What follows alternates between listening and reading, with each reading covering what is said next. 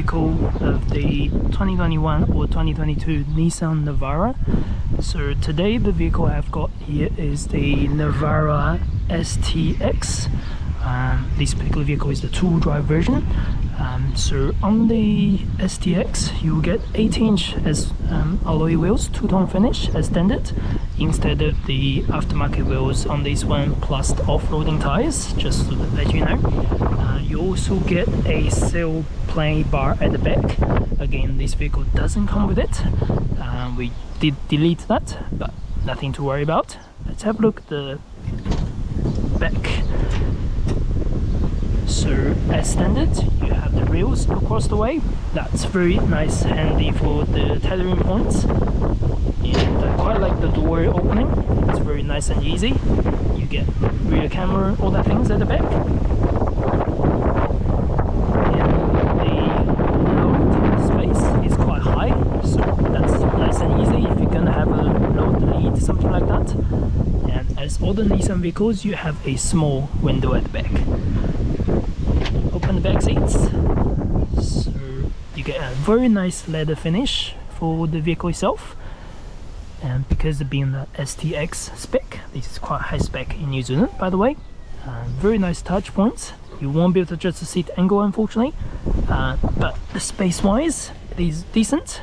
I'm about 178 centimeters tall, so this is my sitting position at the front. My knees are just touching or not touching the front seats, like this. I do get okay foot space. Overall, it is not bad to sit inside the Navara at the back. Compared to other utes, I did find difficulty kind of jumping into other utes at some point.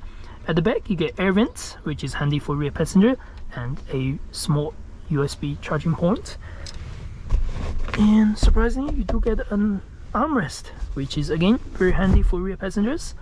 So overall, the rear space is okay.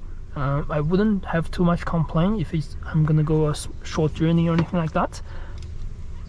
If I'm going to a long trip, I could barely live with it, but I don't find it comfortable compared to driving an SUV for sure. So this is how the front looks like.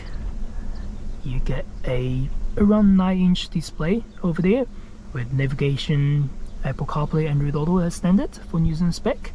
Heated seats at the front, and a small digital screen plus analog dial on the side.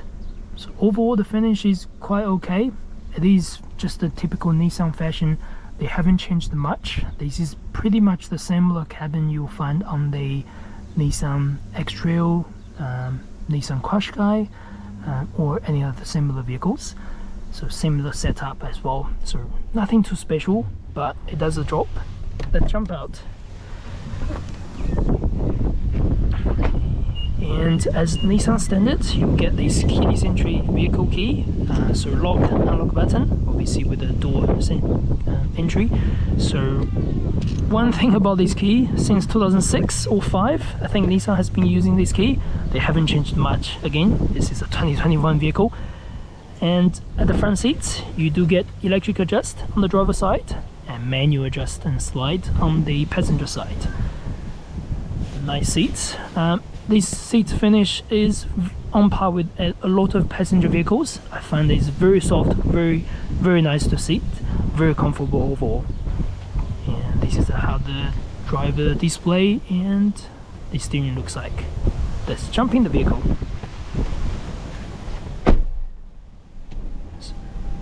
So the vehicle hasn't switched on yet, but this is how they looks like for the overall cabin. You do get switches on the right hand side for your safety, traction control here and there. On the steering you get cruise control and other controls for the volume and the screen settings. And indicator is on the right hand side, windscreen wiper on the left hand side. Again, heated seats at the front, air conditioning and normal gear selector. You will have manual available, by the way, not SDX, but you can get the lower spec manual transmissions. Parking sensors front and rear, and another handy thing will be cameras. You have a nice 360 camera. The camera works fine as a normal purpose. It's not very sharp, but it is not bad either. and click the menu button, you'll see what we have over here. You get navigation, audio and phone connections, all the things, Bluetooth, Apple CarPlay, Android Auto as standard.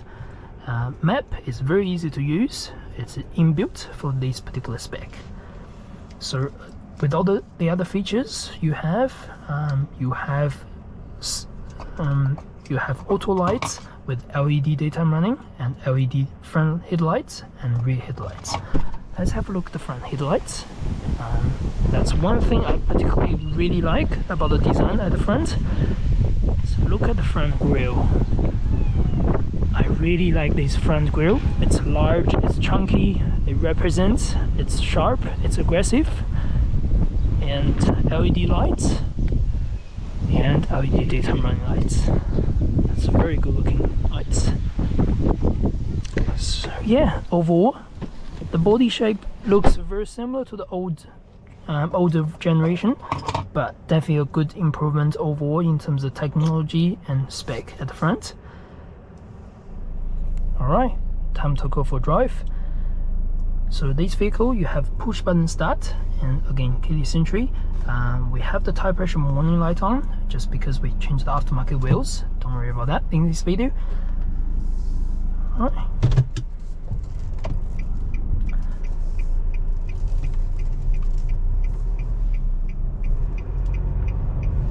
So powertrain wise, this is powered by a 2.3 liter twin turbocharged diesel engine with 7-speed automatic transmission. You will be able to get 6-speed manual, by the way, on the other lower entry model.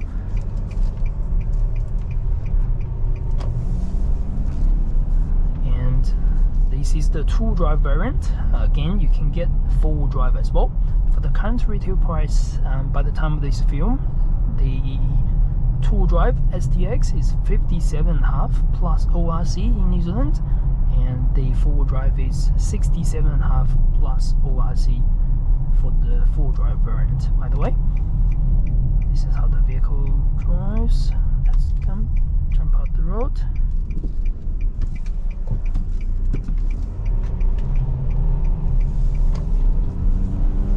So it picks up quite fairly okay. The twin turbocharged diesel engine offers 140 kilowatts on the power and 450 Newton meters. So it is easy to pick up and go. I've driven the old Nissan Navara quite a lot, and I had to say I didn't like it, the powertrain, although this is practically the same powertrain, but the suspension and transmission works way better overall, and it feels much nicer driving this one compared to the earlier generation as well. We are sitting on a 20-inch aftermarket wheels plus the 80 tires, which is sort of same entry-level off-roading tires, and I still find the vehicle to be very comfortable overall compared to, again, last generation. And the turning angle on the new one is much better as well.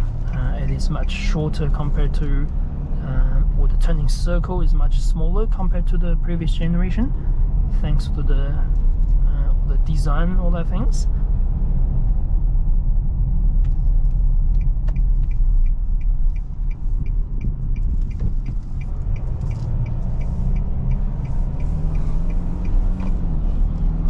So this is how the power jumps overall. Yeah, works very well for me. It does offer a decent amount of torque for the daily drive, and the seats are very comfortable as well, to allow you to have good amount of support.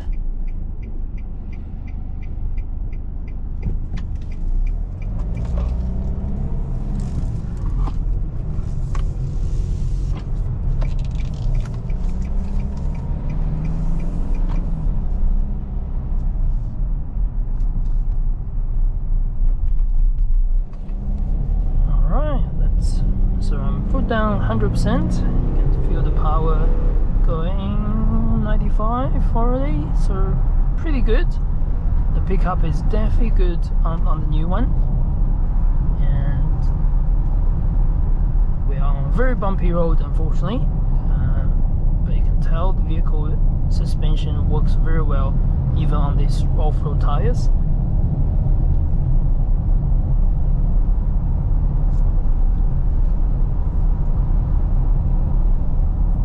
Which is a good thing compared to the earlier generation again. Although your powertrain or the engine performance are very similar, the vehicle performance and overall drivability is much better compared to the previous generation.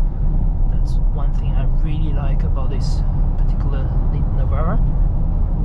And just like that. Yeah. I've driven the vehicle over the weekend with family, sitting at the back with a couple of bikes at the back. It's a very enjoyable drive on a nice open road.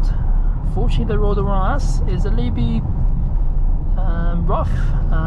Well, I have to do this video in, but still it is decent. The performance is very good for what the vehicle offers to you. So yeah, I hope you enjoyed the video, and I hope you like the video as well. And if there's any questions about the vehicle, please drop a comment below. I will be able to help you with that. And if you're looking to purchase one of these vehicles, if you happen to be in New Zealand, you can purchase from us at Habit Pukoi. I'll leave my email down below. And if you happen to like cars just like me, and if you would like to see more content like this, please consider subscribe to the channel. I will be able to deliver more content in the future with your help. And that's us for this video. I hope you enjoyed it, and we'll see you in the next one.